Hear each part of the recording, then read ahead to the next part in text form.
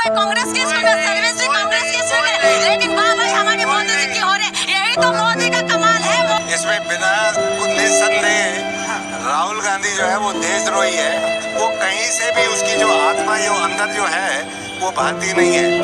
फिर तो meme viral होने से आप कह रहे हैं कि अगर वो देशद्रोह है तो फिर तो लालू यादव को भी आप कहें। अब आप ये बताइए कि राहुल गांधी जो है जेएनयू में जब भारत तेरे टुकड़े होंगे, भारत तेरे टुकड़े होंगे, हम लोगों का जब भी बात होता है प्रेजेंट मुद्दे पे जब बात होना है तो क्या पढ़ना चाहिए हम नेहरू। मोदी जी तो मजबूत सरकार है ना, अगर विदेश के साथ तो जुड़े हुए हैं, अगर देश विरोधी काम कर रहे तो जेल में डालिए ना। जेल के अंदर क्यों नहीं डाल रहे हो भाई? आप जिस स्कूल से पढ़े होंगे वो भी कांग्रेस ने बनाए होंगे, लेकिन आज आप कह रहे हैं उनको गद्दार। आप जाति और फिर जहाँ से राहुल गांधी जीत के आए हैं वो सारी जितना भी जनता वो सब गद्दार है। फिर जो राहुल गांधी को जिता दिया है। दोस्तों, आप लोगों का स्वागत है हमारे चैनल पर। शुरुआत के छोटी सी वीडियो क्लिप देखकर आप लोग समझ गए होंगे। रिपोर्टर ने अंधभक्त चाचा से राहुल गांधी के बारे में पूछा। भक्त चाचा बताने लगे राहुल गांधी जो है देशद्रोही है और वो कहीं से भी उसकी आत्मा है जो अंदर है वो भारतीय नहीं है। इतना ही नहीं, सोनिया गांधी नेहरू के बारे में भी बोला।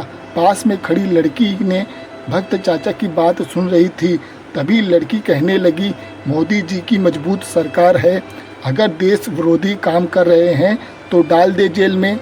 इतना ही नहीं, रिपोर्टर को बोली जिस स्कूल से ये चाचा पढ़े होंगे वो भी कांग्रेस ने बनाए होंगे। लड़की ने चाचा के ज्ञान की बोलती बंद कर दी।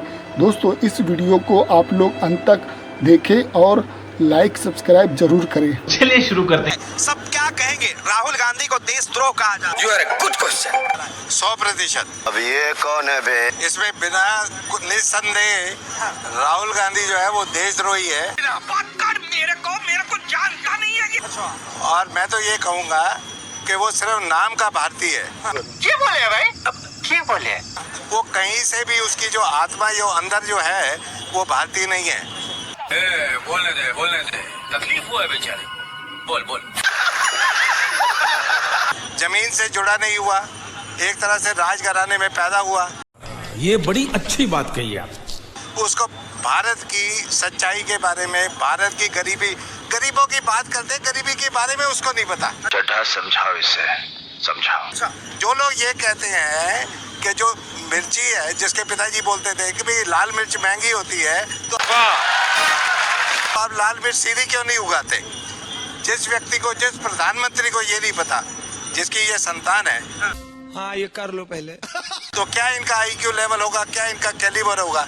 और उसकी आप भाषा सुनिए, उसके मीम बनते हैं, ठीक है समझ गया।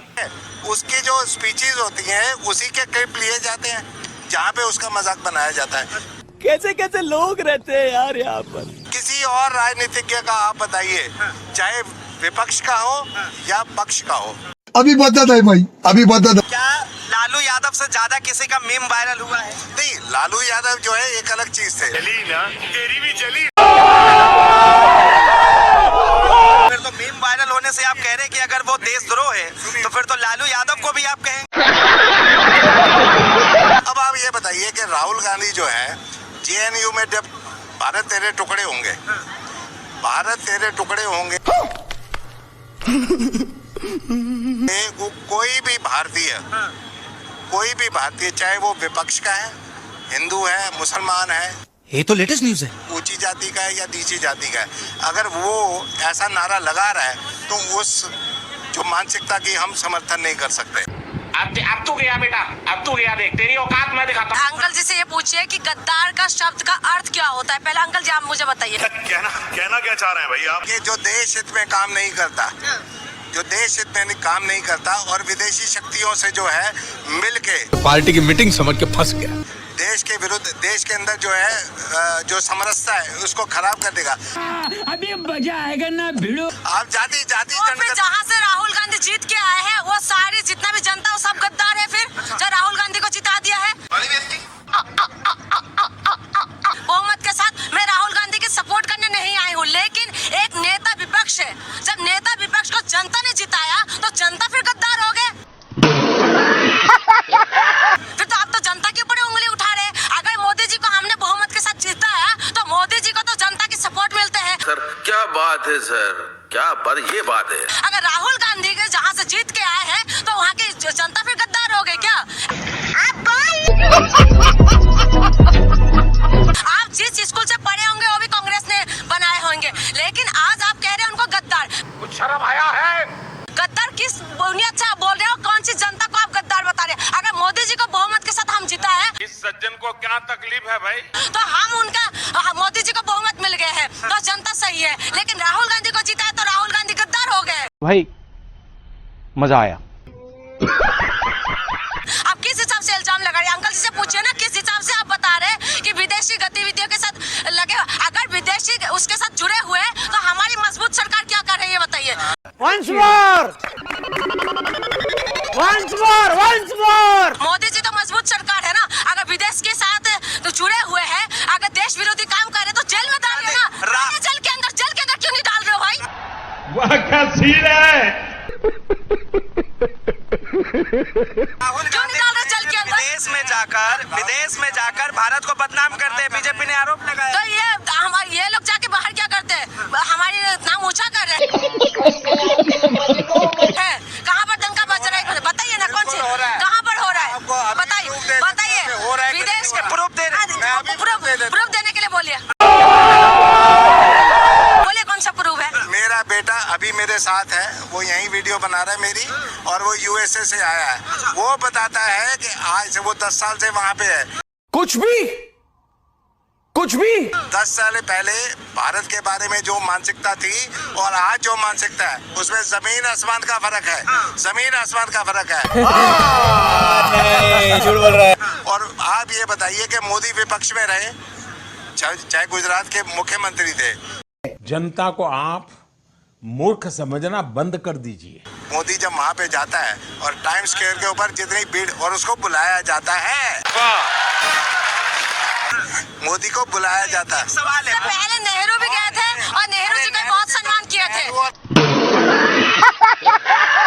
ये कलेश किसी ने भी किया है, लेकिन हम लोग कलेशों को बढ़ावा दे रहे हैं अंकल जी। हम लोग कलेशों को बढ़ावा दे रहे हैं। हम लोगों का जब भी बात होता है प्रेजेंट मुद्दे पे जब बात होना है तो क्या हम जाएंगे, हम नेहरू।